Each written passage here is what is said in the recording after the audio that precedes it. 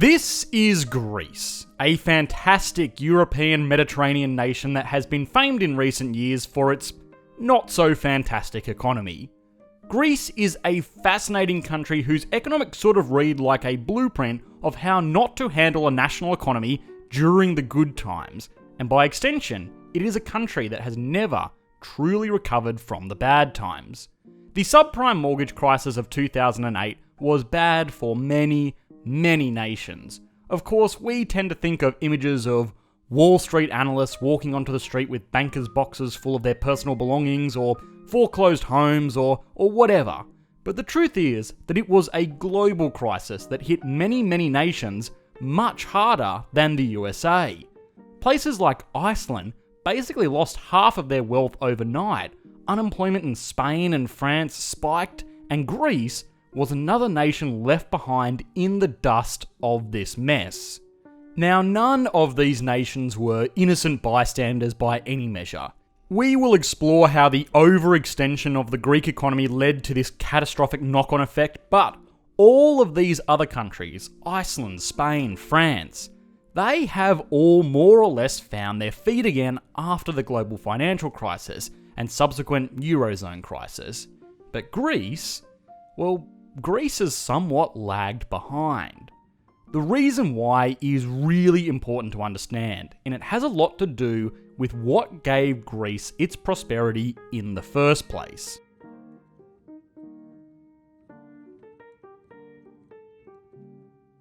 Greece in the 21st century looks like many other middle-of-the-road developed economies. It has and still does have a lot of things going for it. It has a huge tourism industry, one of the largest per capita in the world, and its exotic islands and ancient landmarks still attract millions every year, bringing with them all of those wonderful tourist dollars. It also has a very developed services sector, with around 80% of its population working in service-based roles, which again, is normally the mark of a really strong developed country. Another large industry that Greece has that a lot of people tend to overlook is shipping.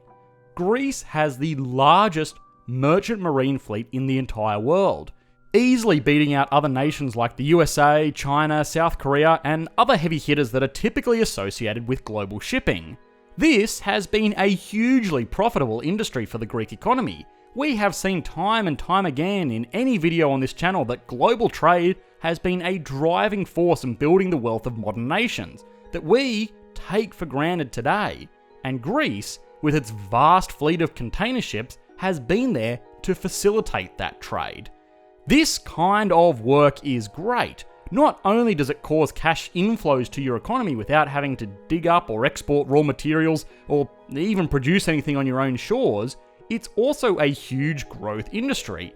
As the world becomes more and more dependent on global trade, it will become more and more dependent on Greek ships to facilitate that trade.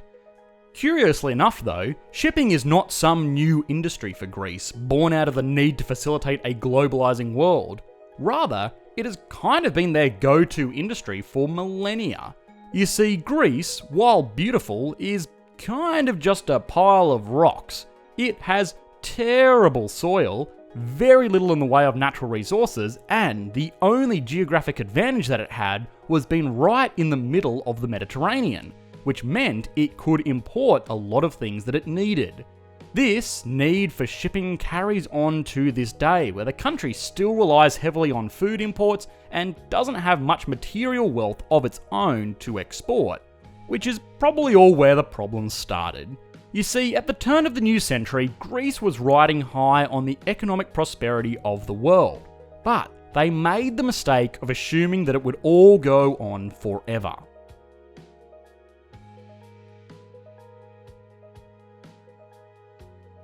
Greece was doing really well for a really long time.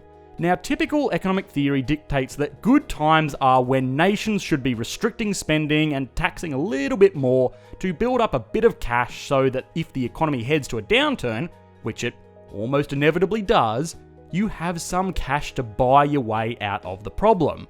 This is called countercyclical fiscal policy, and it is a pretty common concept enacted by most developed economies around the world today.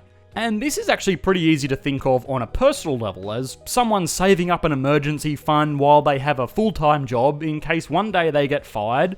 Well, they will still have that money saved up to pay rent and buy food and live the lifestyle they have become more or less accustomed to, until they can get a new job. The same kind of common sense personal finance strategy effectively scales up to a national economic level. For example, in 2008, the Australian government was in a really strong position. It had been saving up lots and lots of money over the good times of the early 2000s and used this surplus of funds to give every tax-paying Australian $900 directly deposited into their bank account. This was a very direct method of fiscal stimulus, but it worked. People took their $900 and went out and bought coffee and dinners and secondhand jet skis or whatever, and got the economy moving again. This was one of the primary reasons that Australia actually avoided going into recession altogether. Now, Greece was not so sensible. It saw the good times of the early 2000s as a dream that would go on forever. Everybody was talking about how technology and globalization and trade and international finance was going to mean that economic downturns are no longer a thing anymore, and Greece was poised to live large on this run of good luck. And live large they did. Greece actually did the opposite of general economic theory and raised government spending during these times, giving out generous welfare and putting money into questionable projects while also reducing taxation. Now, in fairness, Greece actually did try to raise taxes during this period, it's just that they were really rubbish at actually collecting these taxes. Greece during this period had a very large cash economy and a pretty toothless collecting agency, which meant that a majority of profits and incomes weren't being registered or recorded, and even if they were, it was pretty up in the air if they would actually get paid out as taxes. On a larger scale, even Greece's major corporations weren't really paying their fair share. The Greek merchant marine fleet was a great example of this. Most Greek shipping companies actually established their office headquarters in Switzerland or the Netherlands, registered their ships in Malta or Panama, and hired their crews from the Philippines. This meant that, sure, Greek companies were making bank, but a lot of that money wasn't coming back onto Greek shores. What this meant that was while times were good, Greece blew it. And they also got accustomed to a certain standard of living that was never sustainable. Remember in Friends when Joey got his starring role on Days of Our Lives and started bringing in big bucks? Well, he moved into a big apartment, bought a whole lot of expensive tacky furniture and ran up a massive credit card bill. Ross begged him to be a little bit more fiscally conservative and actually save some money in case his role in the show ever ended, and Joey said, "No, I'm not going to do that." Well, of course, it all came to an end and the tacky furniture in the big apartment got repossessed and he was still left with the visa bill that was built up with the expectation that his acting career would go on forever. Well, Joey was the Greek economy. But unfortunately, life is not a sitcom and Greece has actually felt some consequences from their irresponsibility.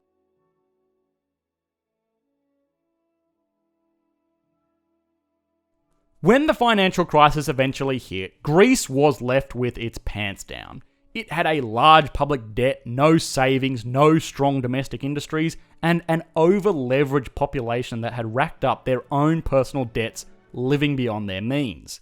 This all meant that Greece could not turn around and stimulate its economy through generous government spending like Australia, and even the United States was doing during this time. It had just lost its job and had to face the visa bill head on. What this meant was that Greece had to resign itself to austerity measures, which basically means increasing taxation while going on a budget. You know, that thing it probably should have been doing the whole time. This involved Greece increasing its taxes and also implementing measures to ensure that people were actually paying what they owed. It also meant that all those generous government programs slowly had to be cut.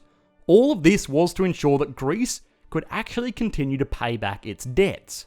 Government debt is normally seen as the most secure type of debt in the world.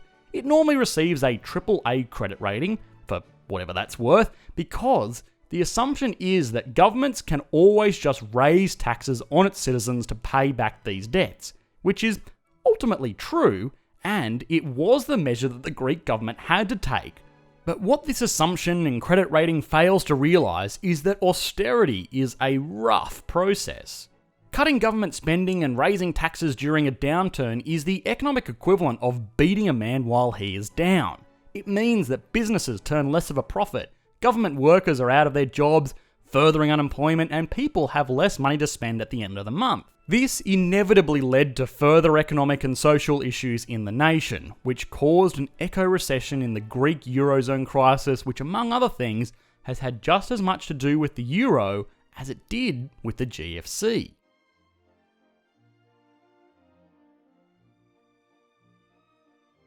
On January 1st, 2002, Greece introduced the euro, and after phasing out the drachma, this currency was a universal currency that was shared between nations like France, Germany, Italy, and the like.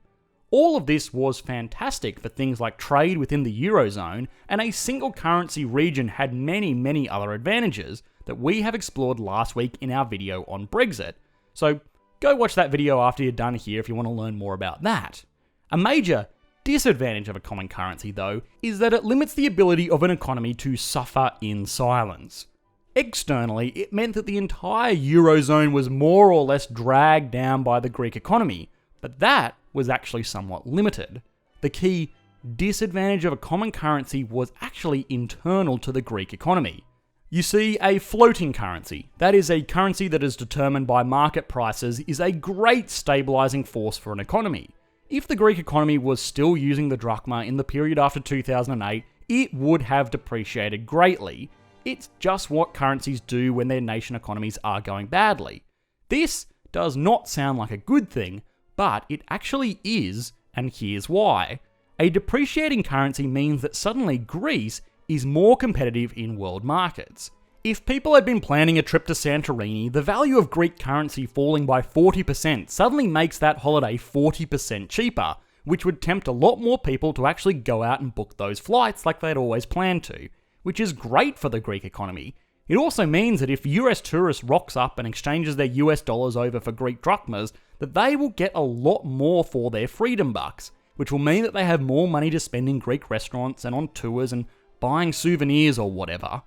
Outside of tourism, it also makes Greek exports artificially cheaper and imports more expensive, which means that other nations may be more likely to purchase Greek goods and Greek citizens will be less likely to purchase foreign goods, which has a really positive impact on the internal economy. The problem was that Greece was tied to the euro, which was tied to Germany and France and to a certain extent other countries like Italy. Major economies that fared slightly better during this period, which meant this self-stabilising foreign exchange force could not take place.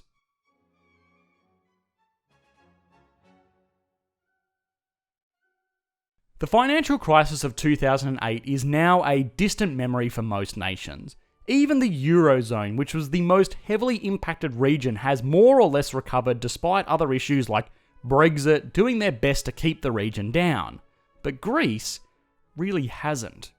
2017, almost 10 years after the events that set off this whole schmozzle, marked the first year that Greece saw GDP growth. The nation's reputation has taken a major hit that has lasted long after any actual economic issues have subsided. People are less likely to loan money to the Greek government or Greek institutions because they have massively impacted their national credit score. Tourism has suffered as imagery of social unrest and government corruption is the first thing that comes to mind for a lot of people thinking of Greece. And also, the economy has suffered massively from an effect called brain drain. Another major side effect of a universal economic region like the European Union is that workers are free to move and work wherever they please. Now, this can be a good thing. It allows for free exchange of skilled workers across the region to nations where they are most in demand. But it also means that in the case of nations like Greece, they are free to leave. Doctors and lawyers and engineers have seen the falling wages, social unrest, and political instability of the nation and gone, thank you, next. Packed up their bags and move to Germany or France or wherever, where they will have access to more opportunity outside of the unrest of their home nation. This is not an exclusively Greek problem. It has been seen in nations like South Africa for decades. It was just a more accelerated process in Greece due to the ease of working across borders in the European Union.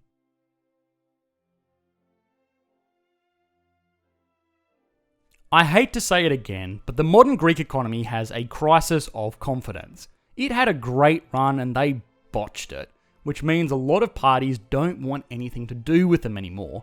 Nobody will lend them money or set up businesses in the country. People aren't as keen to visit the beautiful islands, and its most productive citizens have peaced out.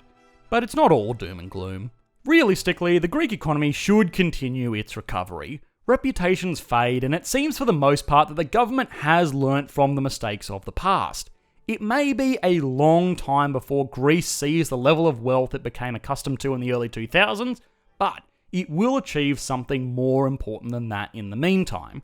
The economy of Greece has been shrinking year after year since 2008, but now, for the first time in nearly a decade, it has seen some growth. And if there is anything that builds confidence quickly, it is the trust that tomorrow will be better than today. Hi guys, thanks for watching. As always, a huge thank you to our new patrons over on Patreon. You guys continue to make the channel possible. We will be hosting the Q&A session live streamed on the second channel linked in the video description. If you want to be involved in that, come on over there and participate directly by joining our Discord server. Otherwise, if you did enjoy the video, please consider liking and subscribing. Thanks guys, bye.